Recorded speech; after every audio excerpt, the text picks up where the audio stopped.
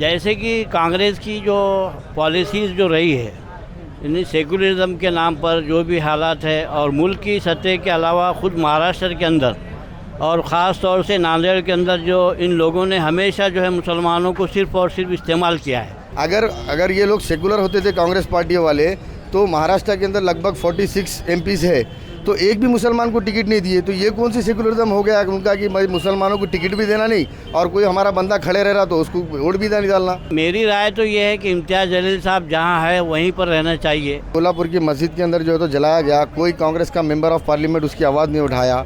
हमारी शान की, नबी की शान में गुस्ताखी हुई, कोई मेंबर ऑफ पार्लियामेंट आवाज़ नहीं उठाया। ना ही राष्ट्रवादी के शरद पवार, ना नाना पटोले, ना उद्धव ठाकरे, ना राहुल गांधी। लेकिन अगर मुसलमानों को अगर टिकट नहीं देंगे तो कांग्रेस सिर्फ नांदेड़ ही नहीं बल्कि महाराष्ट्र लेवल पर इसका जो है मुद्दा आम हो जाएगा कि सिर्फ इस्तेमाल करने वाली है पार्टी। स्वागत है आपका 10 आउट टाइम से। मैं हूं ज़ैद अहमद। आज हम लोग महाराष्ट्र के नांदेड़ में मौजूद है। आप जैसे कि जानते हैं कि पूरे महाराष्ट्र में विधानसभा इलेक्शन अभी बहुत नज़दीक है, तो आइए यहाँ की जनता के, यहाँ के युवाओं से पूछते हैं कि वो इस बार कौन से मुद्दे पर वोट करेंगे। सबसे पहले आपका नाम बताइए। मेरा नाम है मौलाना अकबर खान सुलेमानी। जैसे कि अभी पूरे महाराष्ट्र में विधानसभा इलेक्शन है जी, तो आप इस इलेक्शन में कौन से मुद्दों पे वोट करेंगे? मुद्दे सिर्फ महाराष्ट्र ही नहीं बल्कि मुल्क की सतह पर जो मौजूदा हालात जो है बद से बदतर होते चले जा रहे हैं। हर जगह जो है यानी जहनीत को जो है, पूरी इंसानियत की जहनीत को जो ख़त्म किया जा रहा है, इंसानियत नाम की रह चुकी है, पूरी दरिंदगी आम होती चली जा रही है। चाहे कोई भी पार्टी हो, कोई सेकुलरिज्म के नाम पर भी हो या और कोई पार्टीज रहती है, लेकिन मुल्क के जो मौजूदा हालात के ऊपर जैसी तवज्जो देनी चाहिए वो तवज्जो हो नहीं पा रही। तो मेरा दूसरा क्वेश्चन आपसे ये है कि आप जो नांदेड़ में जो अभी जो एमएलए इलेक्शन है, तो आप एज ए एमएलए किसे देखना चाहते हैं? जैसे कि कांग्रेस की जो पॉलिसीज़ जो रही है, यानी सेकुलरिज्म के नाम पर जो भी हालात है, और मुल्क की सतह के अलावा ख़ुद महाराष्ट्र के अंदर और ख़ास तौर से नांदेड़ के अंदर जो इन लोगों ने हमेशा जो है मुसलमानों को सिर्फ़ और सिर्फ इस्तेमाल किया है, और यूँ समझो कि बस मुसलमान सिर्फ वोट देने को पैदा हुआ ऐसा समझते हैं। अगर इस बार अगर नांदेड़ का मुसलमान अगर कांग्रेस को तो वोट देता आया है, देगा, लेकिन अगर मुसलमानों को अगर टिकट नहीं देंगे तो कांग्रेस सिर्फ नांदेड़ ही नहीं बल्कि महाराष्ट्र लेवल पर इसका जो है मुद्दा आम हो जाएगा कि सिर्फ इस्तेमाल करने वाली है पार्टी। तो जैसा कि आप बताएं कि कांग्रेस वाले से मुसलमानों को वोट नहीं देते, तो अगर इस बार कांग्रेस ने फिर से मुसलमानों को टिकट नहीं दिया तो आप क्या करेंगे? फिर आप किसे वोट देंगे? उस वक्त जो भी हालात रहेंगे उस वक्त मुसलमान फैसला करेंगे। कोई हमारे लिए फ़र्ज़ और वाजिब नहीं कि कांग्रेस को ही जताए।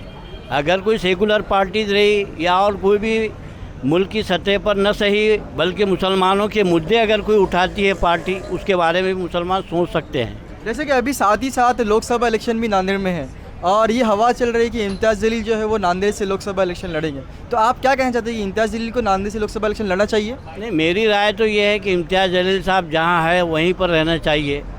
यहाँ के जो भी सेकुलर अगर नाम पर अगर नॉन मुस्लिम अगर आते हैं तो मेरी पहली तरजीह वो रहेगी।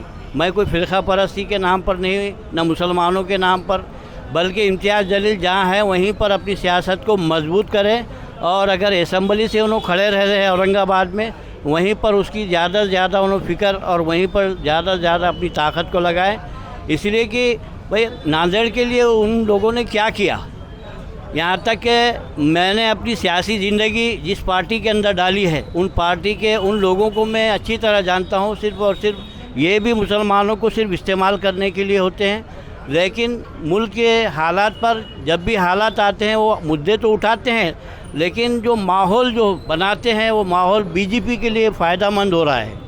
तो सबसे पहले नाम बताइए आपका। मेरा नाम शेख नज़ीर है। जैसे कि अभी विधानसभा इलेक्शन पूरे महाराष्ट्र में होने जा रहे हैं और नांदेड़ में भी है, तो आपके कौन से मुद्दे पे आप वोट करेंगे? क्या मुद्दे हैं आपके पास? मुद्दे तो यही हमारे कि पिछले 6 महीने पहले लोकसभा का इलेक्शन हुआ, उसके बाद कोल्हापुर की मस्जिद के अंदर जो है तो जलाया गया, कोई कांग्रेस का मेंबर ऑफ पार्लियामेंट उसकी आवाज़ नहीं उठाया। हमारी शान की, नबी की शान में गुस्ताखी हुई, कोई मेंबर ऑफ पार्लियामेंट आवाज़ नहीं उठाया। ना ही राष्ट्रवादी के शरद पवार, ना नाना पटोले, ना उद्धव ठाकरे, ना राहुल गांधी। तो हम ये बारी में मजलिस इत्तेहादुल मुस्लिमीन को वोट करेंगे विधानसभा के अंदर। अच्छा, जैसे कि अभी जो नांदेड़ में जो है हमारे जो एमएलए पुराने जो एमएलए हैं, तो क्या उनके कामों से आप संतुष्ट थे? नहीं, पुराने जो एमएलए है शिवसेना के, वो तो सिटी में ही थे, इधर तो कभी एक बार आए भी नहीं। देगलूर नाका हो गया या ओल्ड सिटी हो गई, ना कोई चीज़ का काम किया उन्होंने, तो सवाल ही पैदा नहीं होता कि उनको वोट डालने के वास्ते। तो आप कौन से, आप जो भी एमएलए को अभी वोट देंगे तो आप क्या नोटिस करेंगे, कौन से मुद्दे आप हाईलाइट करेंगे? बिल्कुल, ये इलाका देखिए आप, ये तकरीबन 45-48,000 का इलाका है। अभी इसकी हालत क्या है यहाँ पे कि ना एमएलए ने काम किया, जो आने वाले एमएलए इससे पहले लास्ट 10 ईयर पहले यहाँ पे एमआईएम के कॉर्पोरेटर थे, उन लोगों ने काम किए। ये बारी में जो कॉर्पोरेटर थे कोई काम नहीं किए। आप विकास देख सकते हैं, विकास के मुद्दे पे वोट डालेंगे हम। और जैसा कि अभी हमारे नांदेड़ में जो है लोकसभा इलेक्शन बाई इलेक्शन है, तो अभी ये हवा चल रही है कि इम्तियाज़ जलील जो है वो नांदेड़ से लोकसभा इलेक्शन लड़ेंगे, तो क्या उनको यहाँ से इलेक्शन लड़ना चाहिए? बिल्कुल लड़ना चाहिए। लोकतंत्र देश है हमारा। जब प्रधानमंत्री दो जगह से इलेक्शन लड़ सकते, राहुल गांधी दो जगह से इलेक्शन लड़ सकते, तो इम्तियाज़ जलील क्यों नहीं लड़ेंगे? नहीं, आम लोगों का ये बोलना है कि अगर इम्तियाज़ जलील यहाँ से इलेक्शन लड़ेंगे तो इसका पूरा फायदा जो बीजेपी को होगा। इसके ऊपर क्या? यही तो डर बता कि आज तक कांग्रेस जो है तो मुसलमानों को पीछे रखी ना। अगर ये लोग सेकुलर होते थे कांग्रेस पार्टी वाले, तो महाराष्ट्र के अंदर लगभग 46 एमपीज़ है, तो एक भी मुसलमान को टिकट नहीं दिए। तो ये कौन सी सेकुलरिज्म हो गया उनका कि भाई मुसलमानों को टिकट भी देना नहीं और कोई हमारा बंदा खड़े रह रहा तो उसको वोट भी नहीं डालना? ये कौन सी बात हो गई? इम्तियाज़ जलील अगर खड़े रहते होंगे यहाँ से तो शाना ब शाना हम उनकी मदद करेंगे और बिल्कुल वोट डालेंगे उनको। बहुत बहुत शुक्रिया।